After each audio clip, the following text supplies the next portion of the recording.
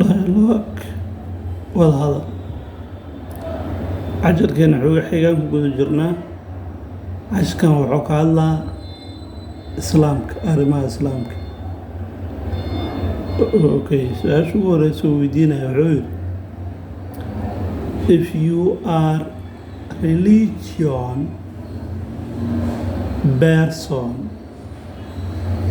can you tell me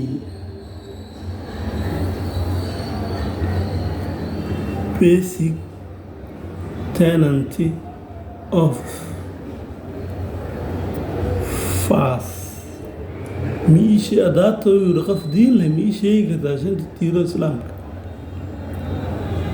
Of course I can tell you they are to testify the oneness of Allah and Muhammad is the messenger of Allah, my blessing and the peace of Allah be upon him, to pray 5 compulsory prayers, to give alms, to fast during the holy month of Ramadan, and to go on Hajj if you can. waxaa lu dhahaa marka hore horta wuxuu yidhaahday haa of course haa marka hore waa inaad rumaysaa ilaahay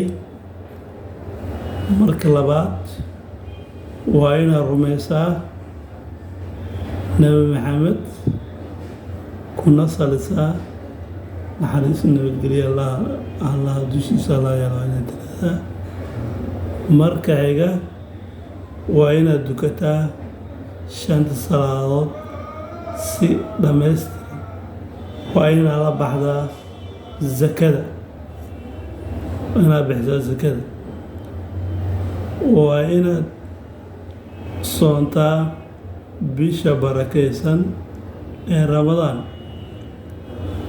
iyo waa inaad xajisaa haddii aad awoodo. What are the 6 pillars of faith? waxaa ii sheegtaa 6 tiir ee iimaanka.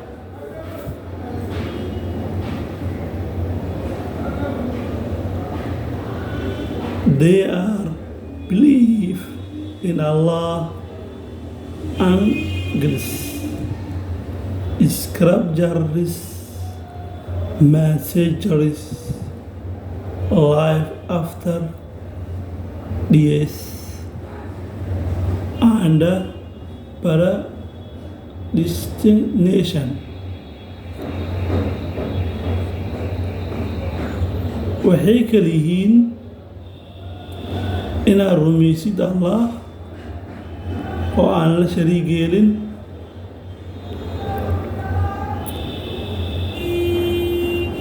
malaa'igta waa inaad rumaysid inay jirto, kutubta waa inaad rumaysid inay jiraan 5 kutub ambiyada loo soo dhiibay, waa inaad rumaysaa ambiyada gebi ahaanba,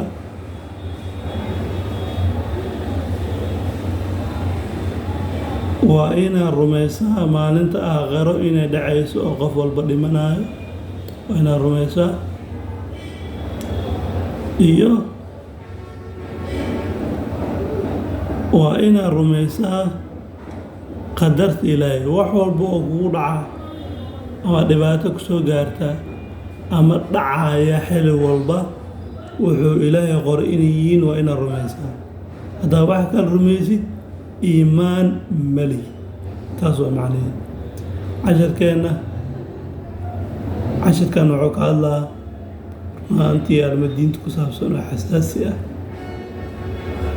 oo ah meesha diinta laga soo galo. Wuxuu kaloo xambaarsan yahay dad badan oo aan ogeyn waxyaalaha laga rabo iyo waxyaalaha aan laga rabin kala sooci karo ayuu faa'iido weyn u yahay. Casharkeena intaas ayaan ku soo gabagabayn doonaa. La socda casharada wuxuu ka xiga insha Allah.